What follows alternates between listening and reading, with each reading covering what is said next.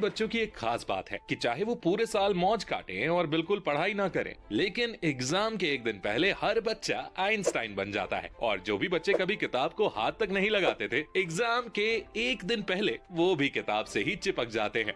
खैर, मजाक को साइड में रखते हैं और काम की बात पर आते हैं। देखो, हर चीज में सफलता पाने का एक तरीका होता है, एक स्ट्रैटेजी होती है। उसी तरह पढ़ने की भी एक स्ट्रैटेजी होती है, जिसकी मदद से आप कम मेहनत में भी ज्यादा नंबर ला सकते हो। और आज के इस वीडियो में मैं आपके साथ ऐसी ही कुछ स्ट्रैटेजी शेयर करने वाला हूँ, जिनकी मदद से आप एग्जाम के एक दिन पहले पढ़कर भी सारा सिलेबस कवर कर सकते हो और अच्छे नंबर पा सकते हो। तो दोस्तों, आज फिर जबरदस्त वैल्यू ऐड करेंगे आपकी लाइफ में। So let's begin. Number 5, the 80-20 principle. क्या हो अगर मैं आपसे कहूं कि आपके एग्जाम में जो 80% क्वेश्चंस आते हैं, वो आपके सिर्फ 20% सिलेबस से ही आते हैं। आई नो, ये सुनकर काफी बच्चे शॉक्ड हो गए होंगे, लेकिन सिर्फ आपके एग्जाम्स के क्वेश्चन नहीं, ये 80-20 का प्रिंसिपल हर जगह लागू होता है। दुनिया के 20% लोगों के पास दुनिया की 80% दौलत होती है। दुनिया के 80% लोग 20% कंट्रीज में रहते हैं। दुकानों का 20% सामान 80% बार बिकता है। आपके 20% कपड़े आप 80% ऑफ द टाइम पहनते हो। और इसी तरह हर चीज में ये 80-20 प्रिंसिपल लागू होता है। सन 1896 में इटालियन इकोनॉमिस्ट विल्फ्रेडो परेटो ने इस प्रिंसिपल की खोज की थी। इस प्रिंसिपल का इस्तेमाल करके आप किसी भी काम को ज्यादा इफेक्टिवली कर सकते हैं, जिनमें से एक काम पढ़ाई भी है। तो आपको ये तो समझ आ ही गया होगा कि आपकी बुक्स का जो 20-30% सिलेबस होगा, वो ज्यादा इंपॉर्टेंट है, क्योंकि आने वाले एग्जाम में 80% क्वेश्चंस उतने ही सिलेबस से आने वाले हैं। और इसी तरह आपकी बुक्स के जो 20% चैप्टर्स हैं, एग्जाम में उनसे ही 80% सवाल पूछे जाएंगे। तो बिना वजह पूरी किताब पढ़ने की जरूरत नहीं है, जिसमें आपका टाइम और एनर्जी दोनों ही वेस्ट होती है।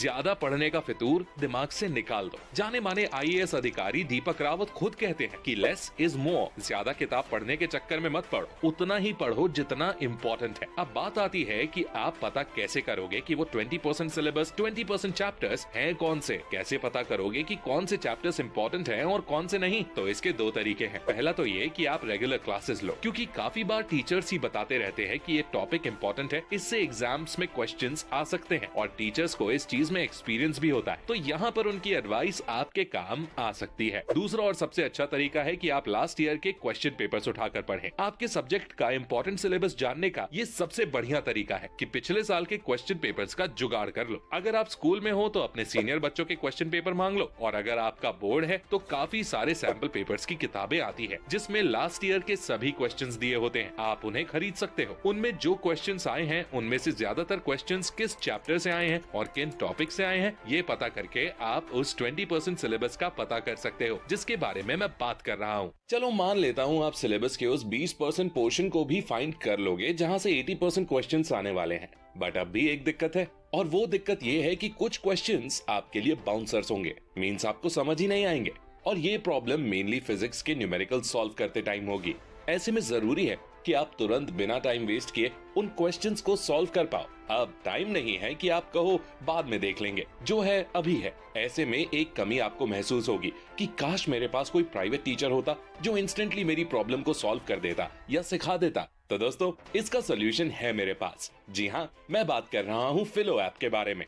सपोज करंट इलेक्ट्रिसिटी या इलेक्ट्रोकेमिस्ट्री के कुछ क्वेश्चंस आपसे सॉल्व नहीं हो रहे, उसी एक क्वेश्चन पे अटकना नहीं है, डीमोटिवेट नहीं होना है। सिंपली आपको उस क्वेश्चन का फोटो खींचना है, क्रॉप करना है और फिलो ऐप पर सेंड कर देना है। मात्र 60 सेकंड के अंदर आपको फिलो ऐप एक एक्सपर्ट ट्यूटर के साथ लाइव कनेक्ट कर देगा, और आप उस ट्यूटर से वीडियो कॉल या वॉइस कॉल के जरिए सीखिए। और जब तक अच्छे से समझ नहीं आता, तब तक सवाल पूछिए। और अगर आपको उस ट्यूटर के समझाने का तरीका पसंद आ जाए, तो आप उसे फेवरेट मार्क भी कर सकते हो, ये सोचकर कि अगली बार भी मैं अपना क्वेश्चन इन्हीं से पूछूंगा। एग्जाम के टाइम फिलो ऐप बड़े काम की चीज है, तो फिर देर किस बात की? अभी जाओ डाउनलोड करो फिलो app, link is in the description. Number 4, study alone in अ काम एनवायरनमेंट। देखो, अब आपने ये तो समझ लिया कि पढ़ना क्या है। इसके बाद आती है बात कि पढ़ना कैसे है और किन बातों का ध्यान रखना है। तो सबसे पहली चीज, एकांत में बैठकर पढ़ो। शोरगुल में ढंग से कोई काम नहीं हो पाता। एक काम एनवायरनमेंट की जरूरत होती है, इसीलिए आप जहाँ भी पढ़ो, कोशिश करो कि वो ऐसी जगह हो जहाँ आपको कोई जल्दी डिस्टर्ब न कर पाए। जहाँ तक बात है दोस्तों के साथ पढ़ने की, तो हाँ, वो भी इफेक्टिव हो सकता है, लेकिन वो डिपेंड करेगा इस बात पर कि आपके दोस्त कैसे हैं। क्या वो भी पढ़ने में उतने ही इंटरेस्टेड हैं जितने आप हो या नहीं? Number 3, stay away from your phone and social media. अगर आप ग्रुप स्टडी कर रहे हो, तो कोशिश करो कि जिसके साथ पढ़ रहे हो वो ऐसा बंदा ना हो जो कहे, भाई तूने फेसबुक का न्यू अपडेट डाउनलोड कर लिया या नहीं, या भाई तेरा फ्री फायर पे रैंक कितना है। और ऐसे ना हो इसलिए अकेले एकांत में पढ़ना ही सबसे बेस्ट तरीका है। दूसरी चीज, अपने स्मार्टफोन को स्विच ऑफ करके कहीं रख दो, क्योंकि अभी उसका कोई काम नहीं है। अभी आपको सिर्फ और सिर्फ अपनी कॉपी और किताबों की जरूरत है। देखो, आपको एक दिन में सिलेबस कवर करना है तो सिर्फ एक दिन की ही बात है यार। अगर आप एक दिन भी अपने स्मार्टफोन को सैक्रिफाइस नहीं कर सकते तो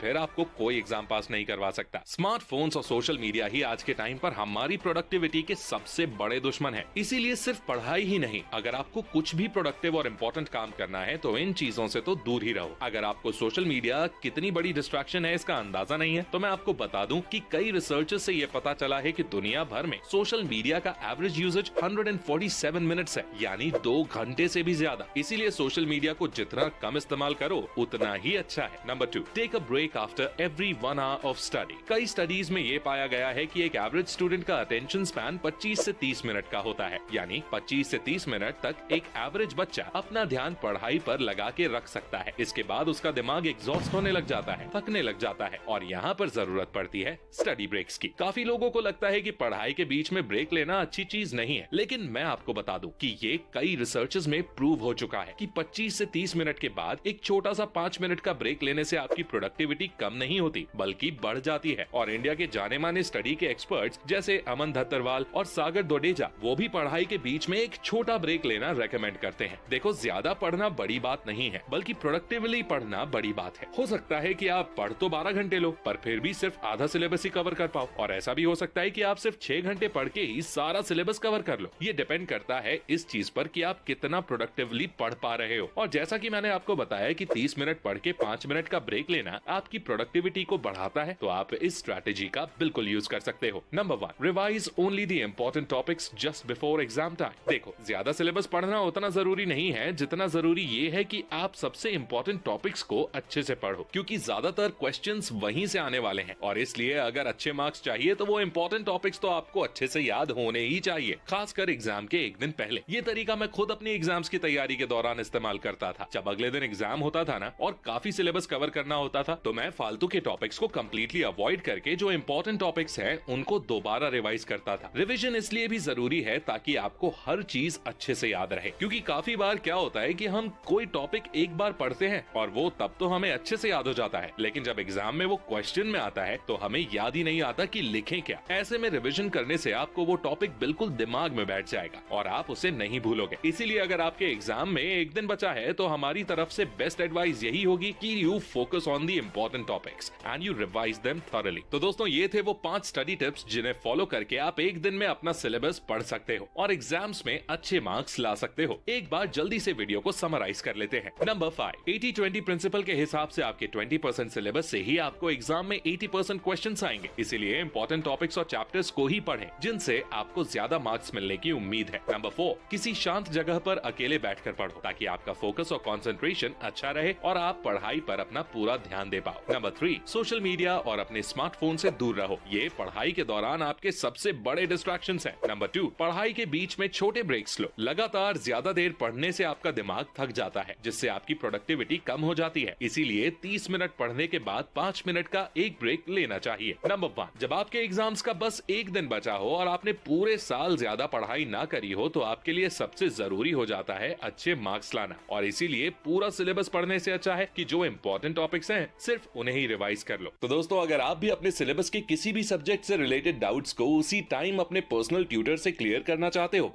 तो डिस्क्रिप्शन से फिलो ऐप जरूर डाउनलोड कर लेना। तो दोस्तों, आई होप ये स्टडी टिप्स आपको पसंद आई होंगी। पसंद आई है तो लाइक जरूर करो, इससे हमारा मोटिवेशन बढ़ता है और हम आपके लिए ऐसी ही काम के वीडियोस लाते रहते हैं। अगला वीडियो किस टॉपिक पर चाहिए कमेंट करके जरूर बताओ।